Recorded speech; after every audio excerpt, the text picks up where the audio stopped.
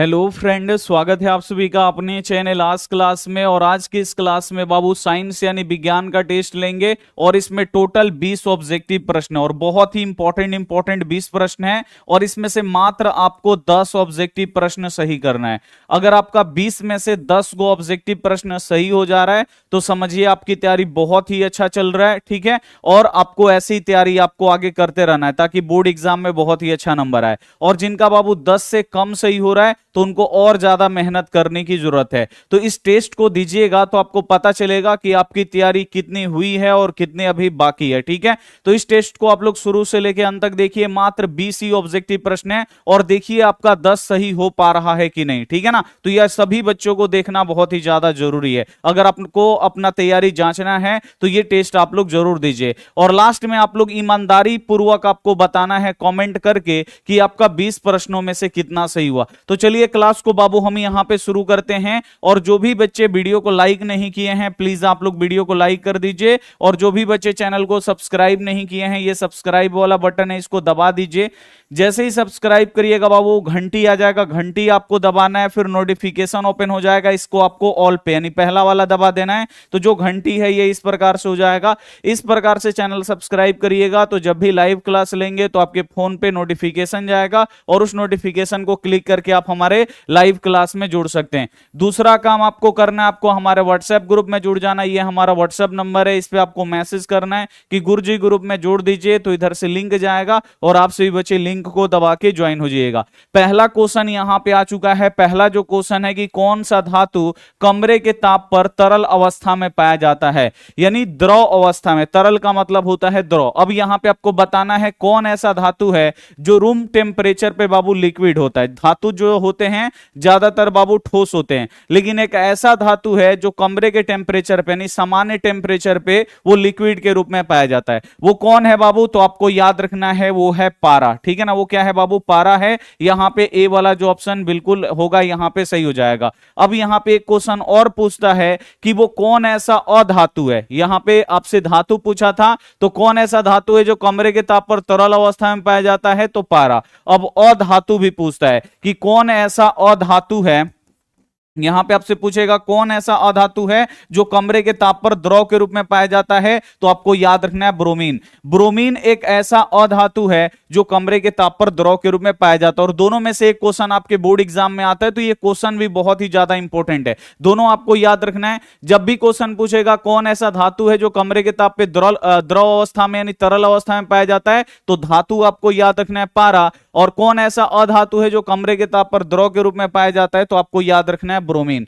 अगला क्वेश्चन आप लोग यहां पे देखिए कि प्रकाश के परावर्तन के कितने नियम है। बोर्ड एग्जाम में बाबू बहुत आता है, हर साल आता है। प्रकाश के परावर्तन के कितने नियम हैं, तो आपको याद रखना है प्रकाश के परावर्तन के 2 नियम होते हैं। ये तो सभी बच्चों को पता है। एक क्वेश्चन और आता है जिसे आपको याद करना बहुत ही ज्यादा जरूरी है। प्रकाश के अपवर्तन के कितने नियम होते हैं। परावर्तन के तो 2 नियम होते हैं, प्रकाश के अपवर्तन के कितने नियम होते हैं, तो प्रकाश के अपवर्तन के भी 2 नियम होते हैं। परावर्तन के भी 2 नियम होते हैं और अपवर्तन के भी 2 नियम होते हैं। इसे आप लोग याद रखिएगा। ये भी क्वेश्चन बाबू बोर्ड एग्जाम के लिए इंपॉर्टेंट है। और आज की इस टेस्ट में 20 क्वेश्चन है, 20 में से मात्र आपको 10 ही सही करना है। 10 सही हो जा रहा है, समझिए बल्ले बल्ले आपका हो गया।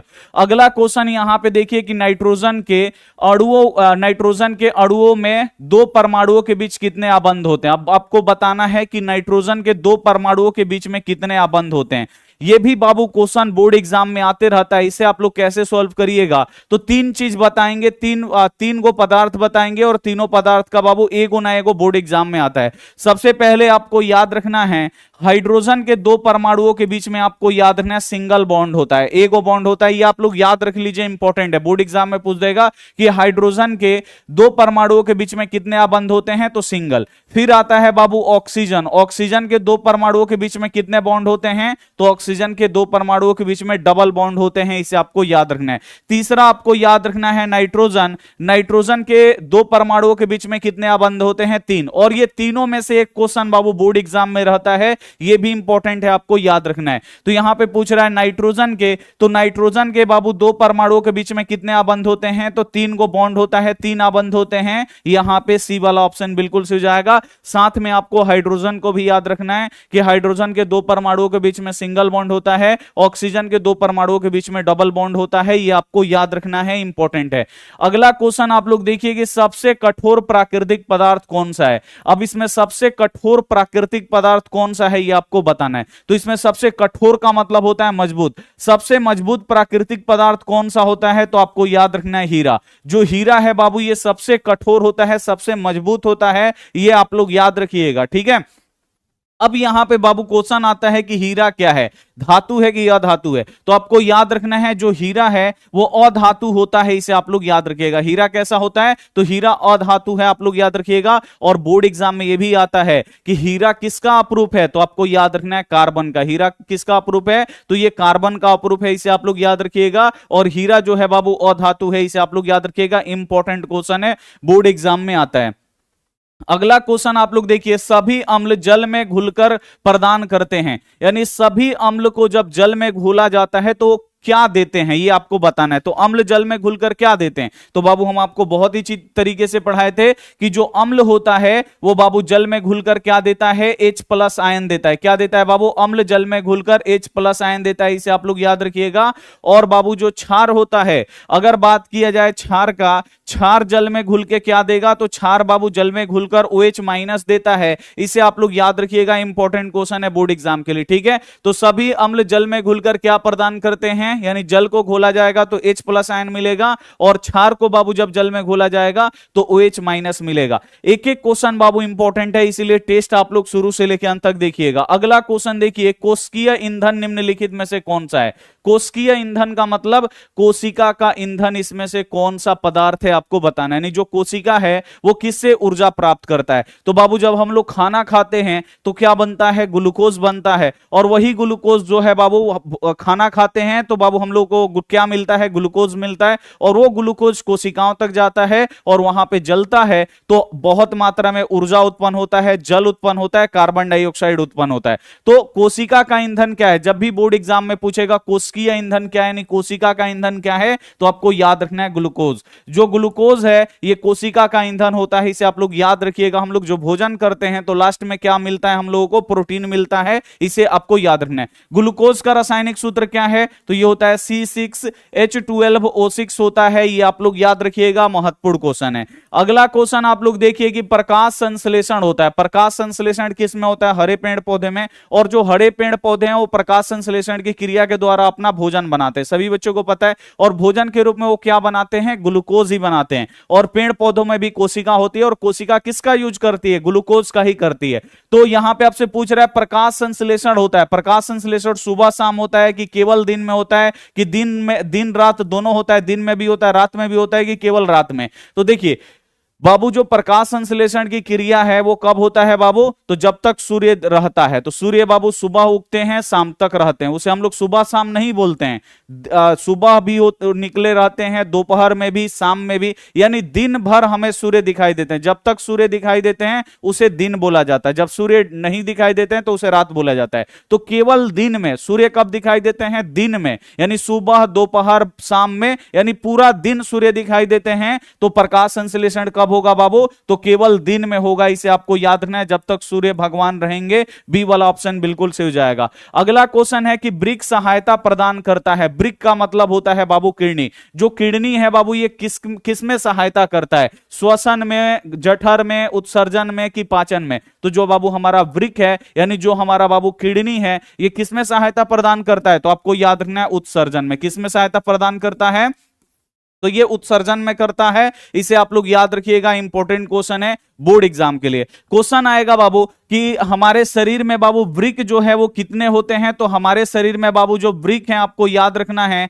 ये होते हैं 2 गो, ठीक है ना, 2 होते हैं, यानी एक जोड़ा वृक्क होता है। बोर्ड एग्जाम में ये भी क्वेश्चन आते हैं कि जो वृक्क है बाबू वो किस तरह दिखाई देता है, तो वृक्क हमारा किस तरह दिखाई देता है, सेम के बीज के समान दिखाई देता है, इसे आपको याद रखना है। अगला क्वेश्चन है पवन विद्युत जनित्र में पवन की चाल कम से कम कितनी होनी चाहिए, यानी पवन विद्युत जनित्र, यानी बाबू यहां पे पवन पवन चक्की की बात किया जा रहा है, और पवन चक्की को चलने के लिए पवन का चाल, पवन का मतलब होता है हवा, हवा का चाल कम से कम कितना होना चाहिए? तो हवा का चाल बाबू कम से कम कितना होना चाहिए? ये पवन चक्की का जो ये तीनों पंखा है इसको घुमाने के लिए हवा का कम से कम चाल कितना होना चाहिए? तो 15 किलोमीटर प्रति घंटा। ठीक है ना, ये आप लोग याद रखिएगा, कम से कम हवा जो है ना 15 किलोमीटर प्रति घंटा के रफ्तार से बहना चाहिए, तब ये क्या होगा बाबू? पवन चक्की का जो तीनों पंखा है ये घूमेगा। इसे आपको याद रखना है। बोर्ड एग्जाम में आता है कि पवन विद्युत जनित्र में पवन की चाल कम से कम कितनी होनी चाहिए? तो 15 किलोमीटर प्रति घंटा, तब ये पंखा बाबू नचेगा। अगला क्वेश्चन है सौर सेल में किसका उपयोग किया जाता है? इंपॉर्टेंट क्वेश्चन है बोर्ड एग्जाम के लिए। जो सोलर प्लेट हम लोगों के छत पे लगता है वो सोलर प्लेट बाबू किससे बना होता है? उसमें किसका हम लोग प्रयोग करते हैं? ये बोर्ड एग्जाम में आता है। तो सौर सेल में किसका उपयोग किया जाता है? तो आपको याद रखना है सिलिकॉन का। ठीक है ना, किसका उपयोग किया जाता है? सिलिकॉन का। और जो सिलिकॉन है ना बाबू ये उपधातु है, इसे आपको याद रखना है। ये धातु नहीं है, अधातु नहीं है, ये क्या है? उपधातु। उपधातु क्या होता है? तो जिसमें धातु और अधातु दोनों के गुण पाए जाते हैं उसे उपधातु बोला जाता है। तो कौन है यहां पे सौर सेल में किसका उपयोग होता है? तो सौर सेल में आपको याद रखना है सिलिकॉन का उपयोग होता है, इसे आपको याद रखना है। अगला क्वेश्चन यहां पे देखिए, रक्त में ऑक्सीजन का वाहक, यानी आपको पता है कि रक्त जो है बाबू ऑक्सीजन का वहन करता है, यानी ऑक्सीजन को पूरे कोशिकाओं तक कौन पहुंचाता है? तो ऑक्सीजन को जो हम लोग सांस लेते हैं, तो बाबू जो ऑक्सीजन है फेफड़ा से पूरा हमारे कोशिकाओं तक जाता है ऑक्सीजन। तो ऑक्सीजन को कोशिकाओं तक बाबू कौन पहुंचाता है? तो हमारा रक्त पहुंचाता है। रक्त में एक पदार्थ होता है वही पहुंचाता है। कौन पहुंचाता है? तो आपको याद रखना है हीमोग्लोबिन।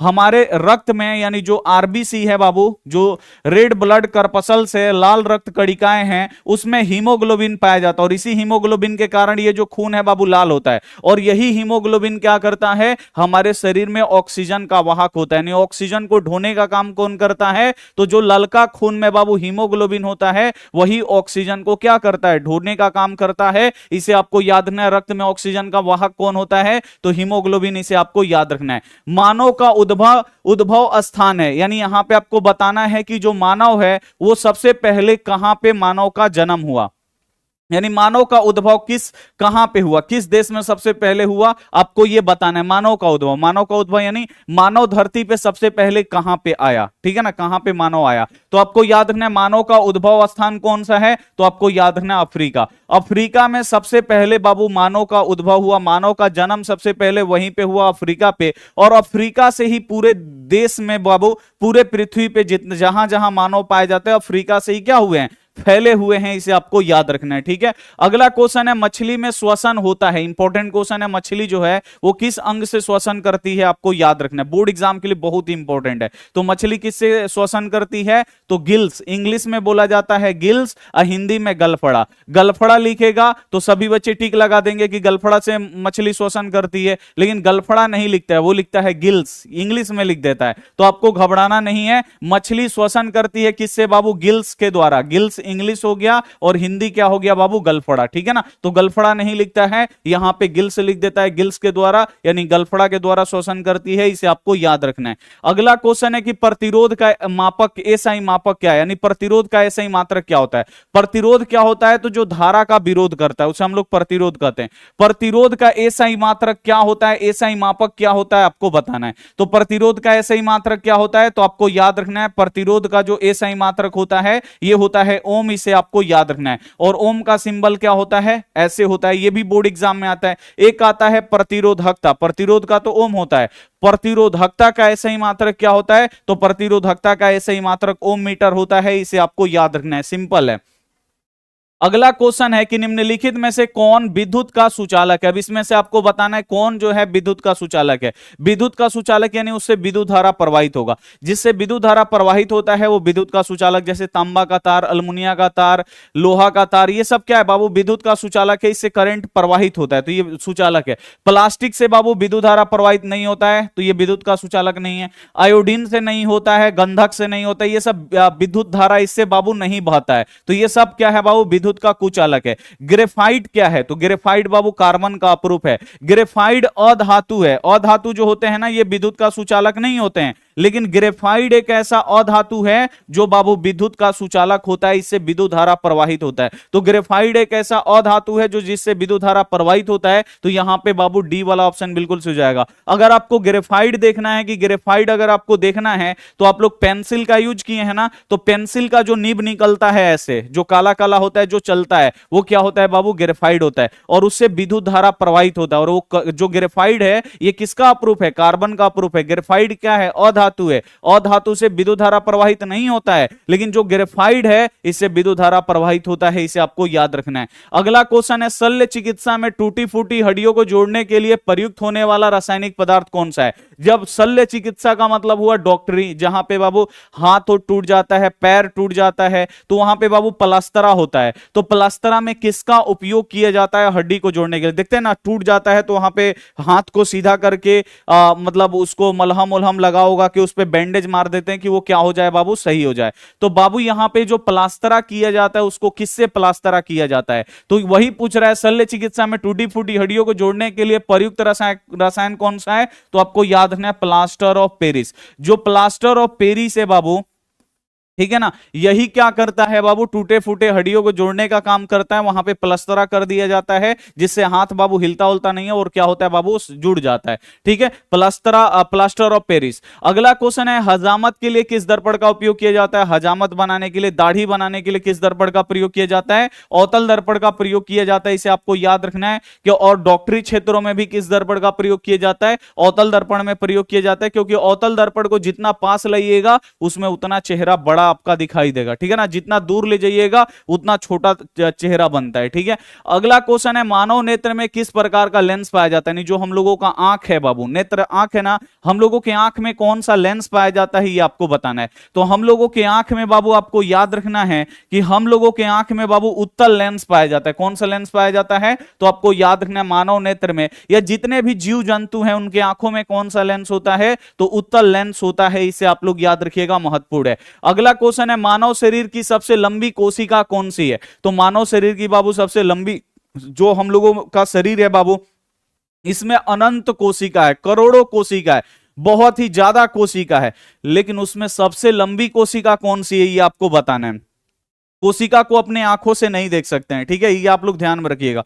तो सबसे लंबी कोशिका कौन सी है? तो आपको याद रखना है तंत्रिका कोशिका। जो तंत्रिका कोशिका होती है ये शरीर की सबसे लंबी कोशिका होती है, इसे आपको याद रखना है। अगला क्वेश्चन है, कवक में पोषण की कौन सी विधि होती है? तो जो कवक होते हैं बाबू, देखिएगा कि कोई पेड़ पौधा है या खाना जैसे बाबू सड़ने लगता है या खाना को बंद करके रख दीजिए तो उस पर कवक जम जाता है। तो कवक जो होता है ना बाबू, इसमें मृत जीवी पोषण होता है, ये केवल मरे जीवों से अपना भोजन ग्रहण करता है। तो जो कवक है इसमें पोषण की कौन सी विधि पाई जाती है? तो मृत जीवी पाई जाती है। यहां पे बी वाला जो ऑप्शन होगा बिल्कुल राइट हो जाएगा। इंपॉर्टेंट क्वेश्चन है, ये सब आपको यहां पे याद रखना है। कवक में पोषण की कौन सी विधि पाई जाती है? तो मृत जीवी पाई जाती है, इसे आप लोग याद रखिएगा, महत्वपूर्ण क्वेश्चन है ये आपके बोर्ड एग्जाम के लिए। ठीक है, तो यहां पे 20 गो बाबू हम आपको पढ़ाए। अब आप लोग कॉमेंट करके बताइए कि आपका 20 में से कितना सही हुआ, और जो मेन कॉमेंट होता है ना उसमें भी आपको कॉमेंट करना है कि आपका 20 में से कितना सही हुआ। जल्दी जल्दी आप लोग कॉमेंट करके बता दीजिए। आपका कम से कम 20 में से तो 10 सही होना बहुत ही ज्यादा जरूरी है। अगर 10 सही हो गया तो समझिए बहुत ही अच्छा आपका तैयारी चल रहा है। जिनका भी कम सही हुआ तो बाबू आप क्या करिएगा, थोड़ा सा और मेहनत करिए, आज क्लास को सब्सक्राइब कर लीजिए, नोट्स ले लीजिए, आज क्लास के ऐप पे मिलता है, नोट्स आप लोग ले सकते हैं वहां पे, और अपना पढ़ाई जो है स्ट्रॉन्ग आप लोग कर सकते हैं। तो चलिए मिलते हैं हम आपसे अगली क्लास में। जल्दी जल्दी आप लोग क्या करिए, कमेंट में बताइए, कमेंट में रिप्लाई हम आपको जल्दी से देंगे। ठीक है, तो मिलते हैं हम आपसे अगली क्लास में, तब तक अपना ध्यान रखिए, मन लगा के पढ़ाई करिए। Take care and bye.